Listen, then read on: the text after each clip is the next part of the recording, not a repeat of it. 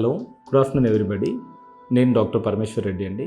నేను అనస్థిషియాలజిస్ట్ and ఇంటెన్సివిస్ట్గా work చేస్తున్నాను Raghavendra hospitals బోన్పల్లిలో.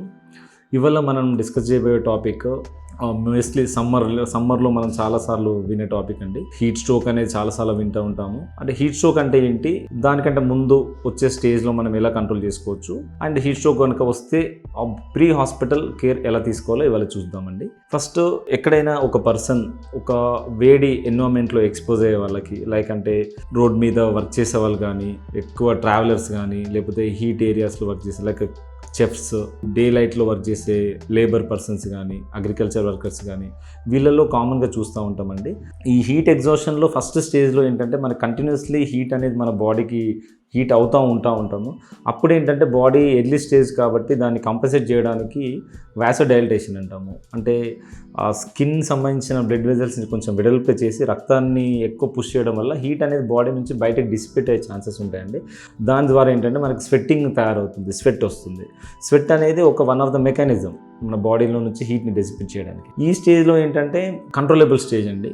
అది బాడీ మెకానిజం వల్ల మనకి ఇది జరుగుతూ ఉంటుంది. ఈ స్టేజ్లో లక్షణాలు ఎలా ఉంటాయంటే కొంచెం కళ్ళు తిన్నట్టు అనిపించడం కానీ, లేకపోతే వీక్నెస్ మనం ఫీల్ అవుతూ ఉంటాము డీహైడ్రేషన్ వల్ల. ఎందుకంటే చెమట ఎక్కువ పోతుంది, డీహైడ్రేషన్ అవుతూ ఉంటుంది కాబట్టి వీక్నెస్ వస్తూ ఉంటుంది. ఈ టైంలో ఏంటంటే బాడీ టెంపరేచర్స్ అనేవి 100, 101, 102 వరకు కూడా రీచ్ అవ్వచ్చు. బట్ స్టిల్ మన బాడీ కంట్రోల్లో ఉంటుంది కాబట్టి ఈ స్టేజ్లో మనం కంట్రోల్ చేసుకోవచ్చు. ఎప్పుడైనా కానీ మనం ఒక వేడిలో వర్క్ చేసే ఏ పర్సన్కైనా ఇలాంటి లక్షణాలు వచ్చినప్పుడు ఇట్స్ అలర్ట్ సైన్ అనమాట. అంటే అక్కడ మనం చేసే పనిని మనం ఆపేసుకొని వెంటనే ఒక నీడకి జరిగిపోయి ఒక కోల్డ్ ఎన్విరాన్మెంట్కి, ఒక ఫ్యాన్ కిందకో, లేకపోతే ఆ ప్లేస్ నుంచి మూవ్ అప్ అయిపోయి, ఇప్పుడు రోడ్ మీద ఉన్నాము, చెట్టు నీడకి వెళ్ళడము, పక్కన ఏదైనా వాటర్ కానీ అలా ఏమైనా తీసుకోవడము, రెస్ట్ తీసుకోవడం, ఇవన్నీ చేసినప్పుడు ఏంటంటే మన బాడీ మళ్ళీ నార్మల్ స్టేజ్కి వెళ్తుంది. ఒకవేళ మనం నెగ్లెక్ట్ చేసినప్పుడు ఏమవుతుందంటే ఇది హీట్ స్ట్రోక్ కింద కన్వర్ట్ అవుతుంది.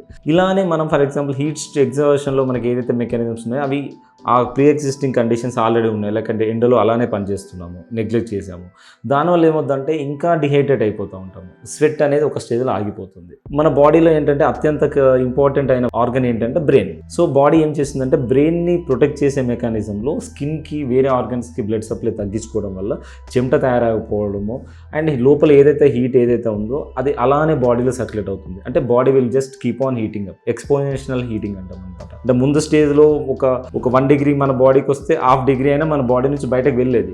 ఈ స్టేజ్లో ఏంటంటే 1 డిగ్రీ లోపలికి వస్తే బయటకు వెళ్ళే ఛాన్స్ ఉండదు, బాడీలోనే సర్క్యులేట్ అవుతూ ఉండాలి ఆ హీట్ అంతా. దీన్ని మనం హీట్ స్ట్రోక్ అంటాము. హీట్ స్ట్రోక్ అనేది ఒక మెడికల్ ఎమర్జెన్సీ కండిషన్. దీన్ని మనం బయట రోడ్ సైడ్లో దీన్ని ట్రీట్ చేయలేము. కాకపోతే ఏంటంటే ఎవరైనా పర్సన్ హీట్ స్ట్రోక్ ఉంది అని గుర్తించిన వెంటనే వాళ్ళకి మనం ఎలా చేయాలి, ప్రథమ చికిత్స ఎలా ఇవ్వాలో చూద్దాం. హీట్ స్ట్రోక్ అనే ఒక పర్సన్ సస్పెక్ట్ చేసినప్పుడు ఆ పర్సన్ ఎలా ఉంటాడు, ఆ పర్సన్ అనే వాళ్ళు ఏంటంటే డ్రౌజీగా ఉండొచ్చు.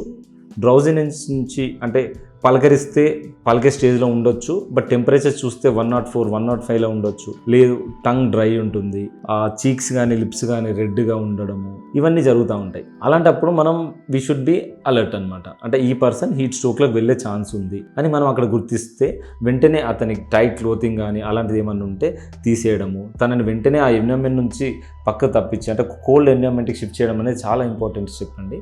ఏదైనా మనం ఒక హీట్ అనేది మన బాడీకి రావడం ప్రివెన్షన్ చేసినప్పుడు ఇంకా ఫర్దర్ డ్యామేజ్ కంట్రోల్ చేసేవాళ్ళం మొత్తం. నెక్స్ట్ స్టెప్ ఏంటంటే మన బాడీలో ఉన్న హీట్ని మనం బయటకు తీసేయాలి. అలాంటి ఏంటంటే మనకు ప్రీ హాస్పిటల్ సెటప్లో మీకు కోల్డ్ సలైన్స్ కానీ లేదు బ్లాడర్ వాష్ ఇవ్వాలంటే ఇవ్వడం మనకు పాసిబుల్ కాదు. అలాంటప్పుడు ఏంటంటే ఏదైనా ఒక షీట్ తన బాడీ మీద పరిచేసి దాని మీద వాటర్ పోస్తూ ఉండాలి. నార్మల్ రూమ్ టెంపరేచర్ ఉన్న వాటర్ అయినా, కోల్డ్ వాటర్ ఏదైనా డిపిల్ చేస్తూ ఉండాలి. బాగా ఐస్ పెట్టడము, ఐస్లో ముంచడం కానీ ఇలాంటివి చేయకూడదండి. అట్లా దానివల్ల ఏంటంటే ర్యాపిడ్గా రీకూలింగ్ అవుతూ ఉంటుంది, అది మంచిది కాదు. జస్ట్ నార్మల్ వాటర్తోని బాడీ ఉన్న సర్ఫేస్ టెంపరేచర్ని మనం తగ్గిస్తూ ఉంటే కోర్ టెంపరేచర్ ఆటోమేటిక్గా రీసెట్ అవుతూ ఉంటుంది. ఒక మనిషి అన్కాన్షియస్ ఉన్నప్పుడు నోట్లో వాటర్ పోయడం కానీ ఇలాంటివి చేయకూడదండి. ఒకవేళ కొంతమందికి ఈ ఎలక్ట్రోలైట్ ఇంబ్యాలెన్స్ వల్ల కానీ దానివల్ల కానీ కొంతమంది సీజర్స్ వచ్చే ఛాన్సెస్ ఉంటాయి. అలాంటప్పుడు మనిషిని సైడ్కి తిప్పేసి వాళ్ళ చుట్టుపక్కల ఉన్న సరౌండింగ్స్లో ఏమైనా తనకి దెబ్బ తగిలే అలాంటి వస్తువులు ఏమైనా ఉంటే పక్క జరిపేసి మనిషిని ప్రొటెక్ట్ చేయడం అనేది మోస్ట్ ఇంపార్టెంట్. ఎప్పుడైనా హీట్ స్ట్రోక్ గుర్తించిన వెంటనే దగ్గరలో ఉన్న హాస్పిటల్కి షిఫ్ట్ చేయడం అనేది మోస్ట్ క్రూషియల్ స్టెప్ అండి. ఎందుకంటే హీట్ స్ట్రోక్లో ఉన్న పర్సన్ ఎక్కువ టైం ఇవ్వకపోవచ్చు. మనకి వీలైనంత త్వరగా ఇంటర్వెన్షన్ చేస్తే పేషెంట్ రికవర్ అయ్యే ఛాన్సెస్ అంత బెటర్గా ఉంటాయండి. హీట్ ఎగ్జాషన్ అనేది కంట్రోలబుల్ స్టేజ్ అనేది మోస్ట్ ఇంపార్టెంట్, అది మనం గుర్తించాలి, మనం నెగ్లెక్ట్ చేయకూడదు. హీట్ ఎగ్జాషన్ స్టేజ్ నెగ్లెక్ట్ చేస్తే నెక్స్ట్ వచ్చేది హీట్ స్ట్రోక్. సో మనం చిన్న స్టేజ్లోనే కంట్రోల్ చేసుకునే ఒక క్రూషియల్ థింగ్ అండి హీట్ ఎగ్జాషన్ అనేది, అది గుర్తించడం అనేది ఇంపార్టెంట్. ఒకవేళ కనుక మనకి హీట్ ఎగ్జాషన్లో ఒక మనిషి బయట ట్రై చేశాడు బట్ కంట్రోల్ అవ్వలేదు, మెడికల్ అటెన్షన్ అనేది compulsory and it's a must. But heat stroke is 100% an emergency thing, we can't take chance. వీలైనంత త్వరగా ఈ పర్సన్ని హాస్పిటల్కి షిఫ్ట్ చేస్తే సేవ్ చేసే ఛాన్సెస్ ఎక్కువ ఉంటాయండి. Thank you so much.